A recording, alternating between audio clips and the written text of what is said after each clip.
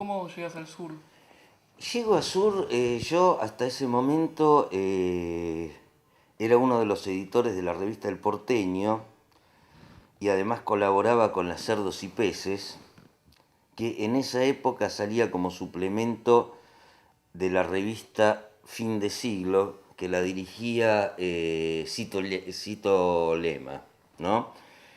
Y él nos convoca, junto con Eduardo Dualde, que a la postre sería el director del diario, para hacer la sección policiales. Yo como jefe y, y Enrique como uno de los editores de la sección. Y ahí sucede una cosa bastante divertida. Nos hacen un reportaje en la revista El Periodista. Nos hace el reportaje, me acuerdo, Laura Ramos, creo que era Laura Ramos. Y bueno, sale esa nota que tenía de volanta, decía simplemente sangre. No, el título era simplemente sangre, de cerdos y peces a la sección policiales del diario, ¿no? Y nosotros en nuestra inmensa ingenuidad pensamos que 4 páginas de publicidad para el diario Sur, publicado en El Periodista, digamos, iba a poner todos locos de contentos. Y cometimos algunas imprudencias, por ejemplo, decir que, dado que nosotros consideramos que la penalización de ciertos delitos era injusta, íbamos en algunos casos a hacer apología del delito, etcétera, etcétera, etcétera. Bueno, lejos de ponerse contentos, digamos, primero nos querían echar antes de que comience a funcionar el diario. En segunda instancia decidieron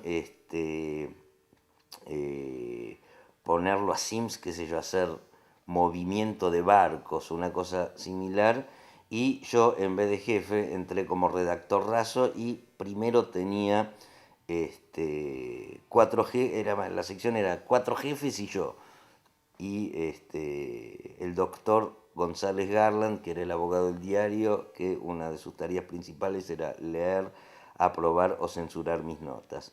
Y después llegó quien sería el jefe de la sección a lo largo de toda mi permanencia en Sur, Juan Carlos Novoa. Y esa, digamos, ya es otra historia.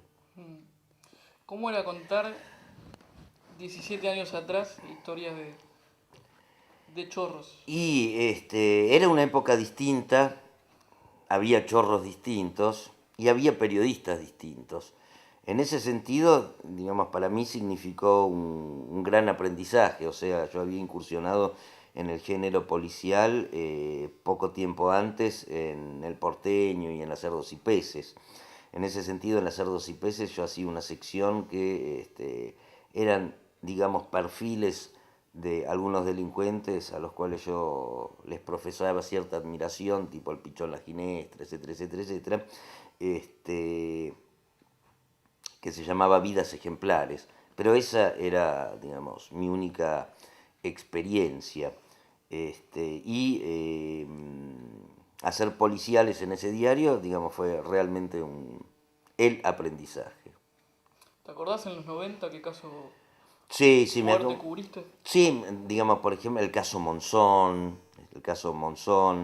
este, me acuerdo de un caso, el crimen de la modelo, que es una mina que era presuntamente modelo, que no era modelo, era una presunta modelo, que salió de un telo de la Recoleta con un contador asimilado a la Armada, el capitán Dinucci, y son asaltados por un tipo, Tito Coleman, que, digamos, trata de robarle la cartera a la mina y, digamos, hay un conato de resistencia por parte del contador capitán y el tipo, digamos, les vacía el cargador.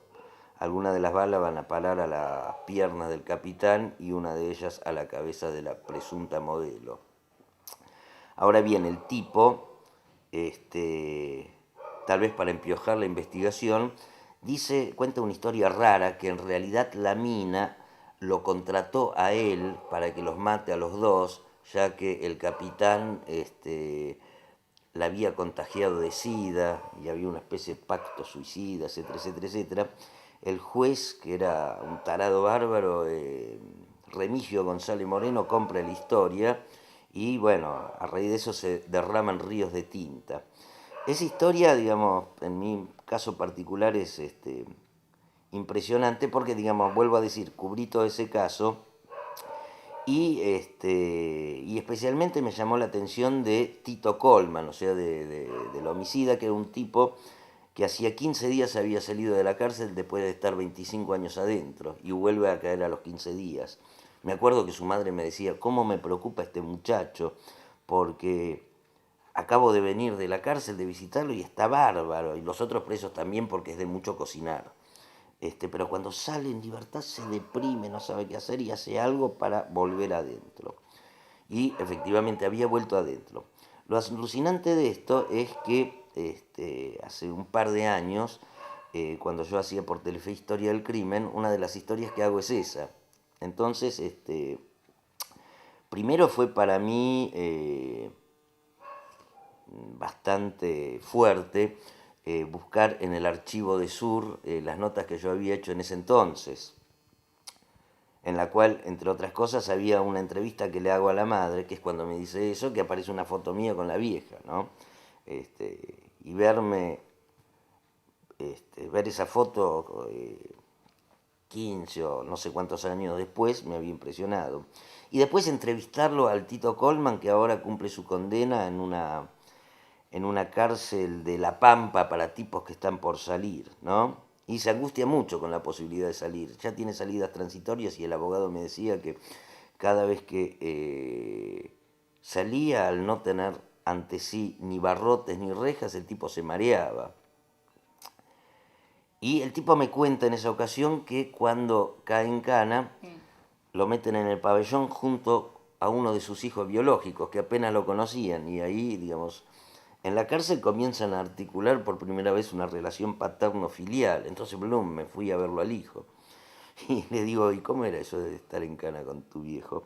Dice, era bárbaro. Me despertaba, yo pensaba que era la requisa, y no, era papá que venía con tortas fritas, ¿no? O sea, eh,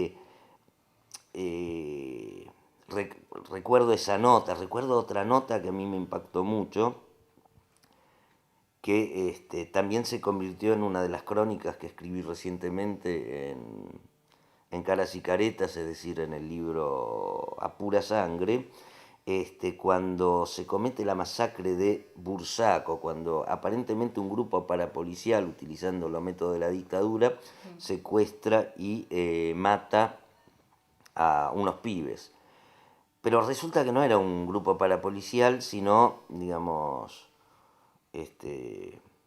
un grupo de tipos con ínfulas marciales, o sea, uno era del servicio penitenciario, otro era un cana, otro era son todos tipos así, que a raíz de un altercado surgido en el marco de un partido de fútbol, deciden secuestrar a sus dos rivales y los matan.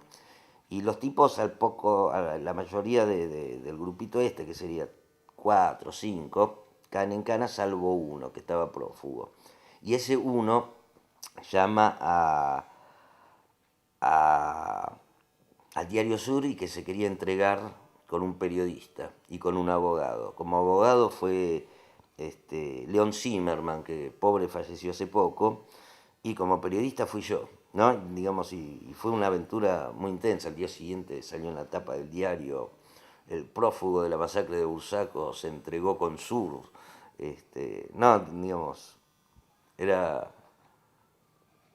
muy divertido y muy intenso laburar ahí.